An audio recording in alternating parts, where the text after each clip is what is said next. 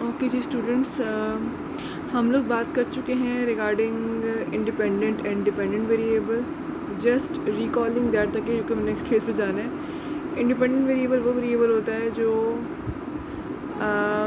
Affect कर रहा है, जिसका इन्फ्लुएंस होता है किसी और वेरिएबल पर. और डिपेंडेंट वो था जो हमारा प्राइम इंटरेस्ट है और जिसके बिहेवियर को हम स्टडी करना चाह रहे हैं, राइट. तो ये बना हुआ है यहाँ पर, ये independent versus dependent, independent versus dependent. अब हम जा रहे हैं मॉडरेटिंग वेरिएबल के ऊपर. मॉडरेटिंग का मतलब क्या होता है? वर्ड निकला है मॉडरेट से, तब्दील करेगा, ठीक है. Which modifies the originally expected relationship. ये क्या करेगा? ये स्ट्रेंथन कर सकता है, वीकन कर सकता है, या फिर बिल्कुल उसको निगेट कर सकता है, या फिर उसको बिल्कुल डायरेक्शन में तब्दीली लेके आ सकता है. उनके चेंज कर रहे हैं. यानी कि जो इंडिपेंडेंट और डिपेंडेंट वेरिएबल का आपस में रिलेशनशिप था, that is contingent on the moderating variable. अब कंटिंजेंट का मतलब क्या होता है? आपने अकाउंट्स वगैरह में टर्म सुनी होगी, कंटिंजेंट लाइबिलिटीज़. ऐसी लाइबिलिटीज़ जिनका होना या ना होना फ्यूचर में किसी इवेंट से एसोसिएटेड हो. क्योंकि फ्यूचर में कोई इवेंट हुआ तो वह लाइबिलिटी बनेगी, वरना नहीं बनेगी. तो ये भी ये है which is subject to change, यानी कि तब्दील हो सकता है. We are not sure. जब हम यहाँ पे यूज़ करें ना वर्ड कॉन्टीजेंट का, तो इसका मतलब है कि हमें कोई यकीन नहीं कि ऐसा ही होगा. एक स्टडी में पॉजिटिव हो सकता है, एक स्टडी में नेगेटिव हो सकता है, एक स्टडी में स्ट्रॉन्ग हो सकता है, एक में वीक हो सकता है. विच इज़ कॉन्टीजेंट, यानी वो कंटिंजेंट का रोल प्ले कर रहा है ये वाला variable between independent and dependent, दरमियान में कहीं आ रहा है, ठीक. अब ये देखो, ये एक उसने बनाया हुआ है, यहाँ पर एग्जांपल दी हुई है आपको. इससे पहले मैं खुद एग्जांपल देती हूँ आपको, पहले खुद से ही समझाने के लिए. जैसे आप अज्यूम करें कि एक कॉलेज की लाइब्रेरी इस्टेब्लिश होती है, हमारे ही डिपार्टमेंट की या मैनेजमेंट साइंसेस की बहुत अच्छी लाइब्रेरी इस्टेब्लिश होती है और बहुत इक्विप्ड है, बहुत अच्छी अच्छी बुक्स हैं, एवरीथिंग इज़ देयर. तो हम ये कह सकते हैं कि लाइब्रेरी अच्छी होने की वजह से स्टूडेंट्स की परफॉर्मेंस अच्छी होगी, रिजल्ट्स अच्छे आएंगे. तो आई कैन से कि good library can lead towards better performance students. यानी कि यहाँ पर इंडिपेंडेंट वेरिएबल कौन सा होगा? Good library. और डिपेंडेंट वेरिएबल कौन सा होगा? Better performance of students. लेकिन साथ ही मुझे ये रियलाइज़ होता है कि it is the interest of students. अगर स्टूडेंट्स लाइब्रेरी में, देखो अब दो कैटेगरी स्टूडेंट्स की हैं. एक वो कैटेगरी है जो कि स्टूडेंट्स की जो कि रेगुलरली जा रहे हैं, जो बुक्स को रिव्यू कर रहे हैं, जो पढ़ रहे हैं, जो इंटरेस्ट ले रहे हैं, उनकी परफॉर्मेंस. और एक वो तबका है जो कि कभी कभार जाएंगे, या शायद वीकली भी ना जाएँ या मंथली जाएँ, या वहाँ पर जाएँ और वैसे ही आ जाएँ, जो कि बुक्स को रिव्यू भी ना करें. तो उनकी परफॉर्मेंस सेम तो नहीं ना होगी. दैट मीन्स कि जो ओरिजिनल रिलेशनशिप था between library and performance, that is affected because of interest of students. ये है मॉडरेशन, तब्दील कर रहा है, उसको मॉडिफाई कर रहा है, स्ट्रेंथन या वीकन कर रहा है. अगर इंटरेस्ट ज़्यादा है तो ये उसको स्ट्रेंथन करेगा, अगर इंटरेस्ट कम है तो उसे वीकन कर देगा. This is how it works. Moderation की मैं बात कर रही हूँ. अब आपकी बुक में एग्जाम्पल यहाँ पर दी हुई है कि अगर अवेलेबिलिटी ऑफ रेफरेंस मैनुअल्स हों. रेफरेंस मैनुअल्स क्या होता है? हम लोग कोई इक्विपमेंट बाय करते हैं, वॉशिंग मशीन बाय करते हैं, साथ में बुक अवेलेबल होती है ना कि हमने कैसे ऑपरेट करना है, या क्या करना है, क्या नहीं करना.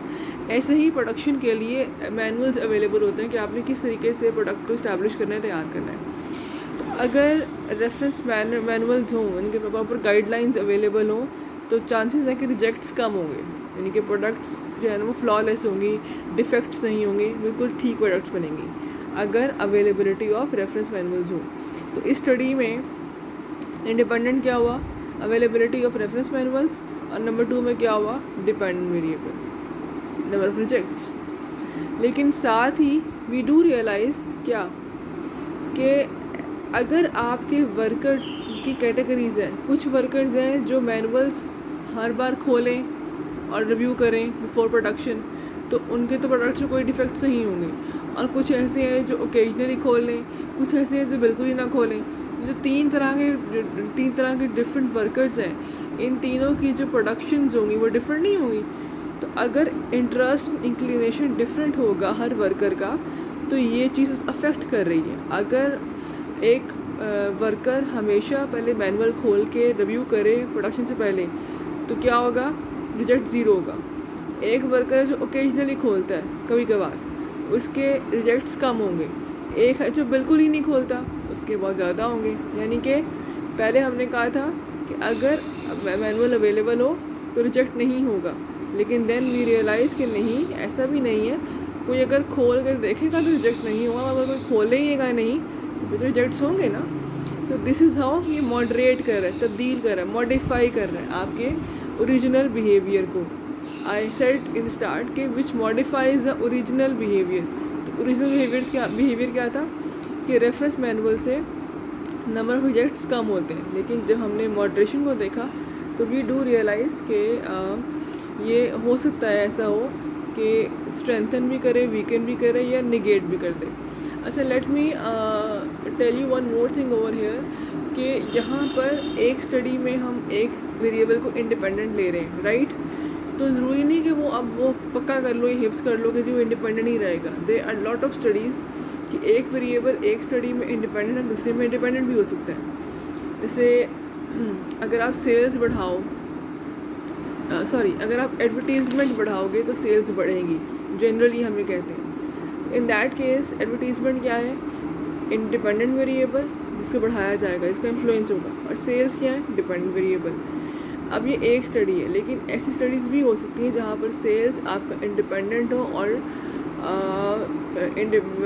एडवर्टीज़मेंट आपकी डिपेंडेंट हो जाए। कैसे कि अगर आपकी सेल्स ज़्यादा हो तो यू कैन इनकर मोर एक्सपेंडिचर ओवर एडवर्टीज़मेंट, तो रिवर्स हो गया। तो ये नहीं आपने याद कर लेना कि अगर एक स्टडी है या एक आर्टिकल पढ़ा है कि उसमें इंडिपेंडेंट और डिपेंडेंट डिफाइन है तो वो यूनानिमसली ओवर द वर्ल्ड वही रहेंगे। एक ही वेरिएबल, एक वेरिएबल का मतलब क्या होता है, सब्जेक्ट टू चेंज, तब्दील हो रहा है, बार बार बदल रहा है। तो हो सकता है कि वो एक स्टडी में इंडिपेंडेंट हो, एक में वो मॉडरेटिंग हो, एक में वो डिपेंडेंट हो। It depends on the relationship आप करना क्या चाह रहे हैं, राइट। तो ये आपने अपना फोकस देखना है, हमारा क्या, हमारी स्टडी क्या है या हमारा फोकस क्या है, उससे आपको आइडिया होगा या उससे आप डिटर्मिन करोगे कि आपका इंडिपेंडेंट वेरिएबल कौन सा है और डिपेंडेंट वेरिएबल या मॉडरेटिंग कौन सा बनेगा, राइट। तो इस तरीके से उसने ये बनाया हुआ है। अब यहाँ पर उसने एक और एग्जांपल दी हुई है, ये मैं सिर्फ डायग्राम से दिखा रही हूँ आपको, कि वर्क फोर्स डाइवर्सिटी। इसका मतलब क्या होता है, जहाँ पर बहुत सारे डिफरेंट लोग हों, कोई डिफरेंट एक्सपर्टीज़ के लोग हों, आपकी डिफरेंट बैकग्राउंड्स हों, सोशल स्ट्रक्चर्स हों, एजुकेशन हो, डिफरेंट कल्चर्स हों, ये डाइवर्सिटी होती है। डिफरेंट एथनिक बैकग्राउंड्स हों, तो अगर डाइवर्सिटी ज़्यादा होगी तो आपकी ऑर्गेनाइजेशनल इफ़ेक्टिवनेस ज़्यादा होगी, क्योंकि आप डिफरेंट लोगों को ले रहे हैं ना, तो हर एक की डिफरेंट जब एक्सपर्टीज़ होगी ना, तो एक अच्छा इम्पैक्ट बनेगा overall on the organizational effectiveness. तो इन दिस केस ये क्या बनता है आपका, this is your independent variable and this is your dependent variable. लेकिन साथ ही यहाँ पर एक टर्म आती है बीच में, क्या ये क्या अफेक्ट करेगा, अगर मैनेजेरियल एक्सपर्टीज़ हों तो। अगर मैनेजेरियल एक्सपर्टीज़ का मतलब क्या है कि वो एक डाइवर्सिटी है, अब हर कोई अलग अलग बैकग्राउंड का है, आपस में नहीं बनती। अगर वो एक्सपर्टीज़ से एक टीम बना दे जिनकी आपस में डिफरेंट लोग हैं बट टीम बने जो कि इकट्ठे काम कर रहे हैं और मतलब झगड़े किए बगैर और एक अच्छा आउटपुट मिल रहा है, that matters a lot, that is managerial expertise. अगर एक्सपर्टीज़ ज़्यादा है, एक अच्छी टीम बन रही है, साइनर्जी बन रही है, तो इफ़ेक्टिवनेस होगी ज़्यादा। अगर यहाँ पर आप वीक हैं तो साइनर्जी नहीं बन पाएगी, साइनर्जी नहीं बनेगी तो आपकी इफ़ेक्टिवनेस भी कम होगी।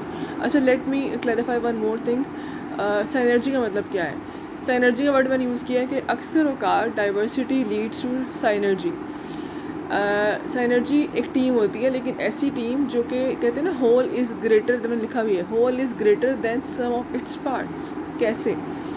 हम कहते हैं जी 2 + 2 = 4, हम जानते हैं मैथ्स में, लेकिन अगर 2 + 2 = 4 तो फिर इसमें क्या है? ये तो कुछ भी नहीं है ना। 2 + 2 should be greater than 4, that is synergy. कि जो होल है, ये 4 है, it should be greater than sum of its part. जो टीम ऐसी बनाओ कि अगर वो अलग अलग काम कर, अगर आपने टीम बनाई है और उनकी परफॉर्मेंस ऐसी ही है कि वो अलग अलग काम करते हुए भी वैसे ही परफॉर्म करते, तो फिर फ़ायदा क्या हुआ? यानी कि टीम ऐसी हो कि अगर वो एज अ टीम जब काम करें तो उनकी परफॉर्मेंस ज़्यादा हो, कदरे इससे कि अगर वो अलग अलग काम कर रहे हैं, ठीक है। तो 4 should not be equal to 2+2, 2+2 should be greater than 4। इसी को मैं कह सकती हूँ जैसे 1 + 1 इज इक्वल्स टू 11। हम कहते हैं ना 1 और 1 11 होते हैं, ये साइनर्जी एग्जाम्पल है कि 1 + 1 is equals to not equal to 2। हम 2 नहीं कह रहे, हम कह रहे हैं कि जब 1 और 1 मिले, जब टीम बनी है, साइनर्जी डेवलप हुई है, तो उस साइनर्जी से वो उनकी स्ट्रेंथ इतनी ज़्यादा हुई है कि they are equal to 11 members. तो ये है साइनर्जी। तो generally diversity leads to synergy, ठीक है। वही साइनर्जी परफॉर्मेंस शो करेगी। लेकिन अगर साइनर्जी नहीं बन पाएगी तो फिर परफॉर्मेंस शो नहीं होगी।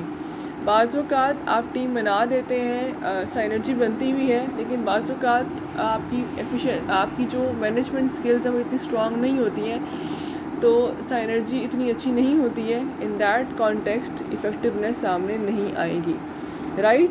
तो एक स्टडी ये भी हो सकती है कि हम जहाँ पर स्टडी कर रहे हैं between 2 variables that is independent and dependent, लेकिन साथ ही एक और स्टडी ये भी हो सकती है कि नहीं, हम देख रहे हैं कि ये जो वेरिएबल है वो कैसे मॉडरेटली अफेक्ट कर रहा है इंडिपेंडेंट एंड डिपेंडेंट के ओरिजिनल रिलेशनशिप को, that is moderation, right, which can strengthen, which can weaken, or which can alter, which can negate, which can change the direction of the original behavior, ठीक।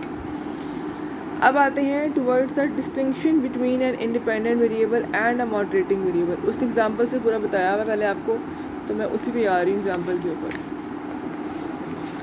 वो कहते हैं जी एक ऐसा environment है जहाँ पर training programs and growth needs, training programs हैं कि जो एक कंपनी ऑफर करती है, और ग्रोथ नीड्स जो कि एम्प्लॉयज़ की नीड्स हैं, वो दोनों अगर हैं, यानी कि जहाँ पर ज़्यादा लोगों को पसंद है ग्रो करना, या जहाँ कल्चर है, इन्वायरमेंट है ग्रोथ का, जब इन्वायरमेंट होगा तो ऑब्वियसली फिर कंपनीज भी ट्रेनिंग प्रोग्राम्स ऑफर करती हैं। तो जहाँ पर कल्चर है, इन्वायरमेंट होगा, वहाँ पर लोगों की विलिंगनेस टू लर्न ज़्यादा होती है, लर्निंग इन्वायरमेंट क्रिएट हो जाता है, ठीक। तो ऐसा होगा, तो ये इसने ग्राफिकली से शो किया हुआ है इस लाइन से, स्ट्रेट लाइन से, कि दोनों एक दूसरे को पॉजिटिवली एंड स्ट्रांगली अफेक्ट कर रहे हैं। In this case there are 2 variables which are independent, training programs and growth needs, और डिपेंडेंट एक है which is willingness to learn, learning. अब आती हूँ टुवर्ड्स द अदर साइड। ये भी एक स्टडी हो सकती है कि हम 2 का इफेक्ट देख रहे हैं, और अब द अदर साइड इज़ कि नहीं, देखो अब ट्रेनिंग प्रोग्राम्स हैं, अच्छी क्वालिटी के ऑफ़र हो रहे हैं, ठीक, लेकिन अगर एक अगेन इंसान की जो पर्सनल नेचर है, इंटरेस्ट है उसका, तो वो अफेक्ट करेगा आपकी लर्निंग को। अब देखो ये 2 लाइंस ड्रॉ हुई हैं यहाँ पे, पहली लाइन नीचे है जहाँ पर जो है वो आपकी लर्निंग की जो ग्रोथ है वो कम है, विलिंगनेस टू लर्न कम है ना, यहाँ पर ये ज़्यादा है, ये कम है। Effects for those low in growth needs, जिनको है कि हमें ग्रो नहीं करना है, जिनको लगता है कि ग्रोथ इज़ नॉट इम्पॉर्टेंट, उनके लिए लर्निंग भी कम होगी, चाहे आप बहुत बेहतरीन ट्रेनिंग प्रोग्राम्स ऑफर कर रहे हो, लेकिन चूँकि वो इंटरेस्टेड नहीं है, उनको ग्रोथ की इम्पोर्टेंस का आइडिया नहीं है, उन्हें ग्रोथ इम्पॉर्टेंट नहीं लगती है, या उनके लिए ग्रोथ इम्पॉर्टेंट ही नहीं है, उनके लिए लर्निंग इन्वायरमेंट क्रिएट नहीं होगा, और उनके लिए विलिंगनेस टू लर्न कम होगी। द अदर साइड इज़ एक वो तबका होगा जो बहुत ज़्यादा लर्निंग चाहते हैं, जो बहुत ज़्यादा ग्रोथ चाहते हैं, जिन्हें आगे बढ़ना है, प्रमोट होना है, या सीखना है, कुछ ना कुछ ग्रो करना है, उनके लिए लर्निंग ज़्यादा होगी। तो इसने मीडिएट किया है इन दोनों के ओरिजिनल रिलेशनशिप को। This is how it affects, right. तो वी कैन से कि जो मॉडरेटर है वो एज ए कैटलिस्ट इफेक्ट कर रहा है, यानी कि जो रिलेशनशिप को चेंज कर रहा है, अफेक्ट कर रहा है पॉजिटिवली, स्ट्रांगली, या it can weaken, it can strengthen the variables, right. अब यहाँ पर मेरे सामने 2 साइजेस गिवन है, 5.5 एंड 5.6। मैं पढ़ नहीं रही हूँ, या आगे खुद सॉल्व करनी है, और वो आपसे एक्सपेक्ट ही कर रहे हैं। Now do size 5.5 5.6 list and label the variables in these 2 sizes and explain and illustrate bye means of diagrams the relationship among the variables. यानी कि आपने पहले लेबल लिस्ट बनानी है, लेबल करना है कौन सा डिपेंडेंट है, कौन सा इंडिपेंडेंट है, कौन सा मॉडरेटिंग है, एंड देन फिर आपने इस तरह से डायग्रामेटिकली शो करना है इन योर एक्सरसाइजेस।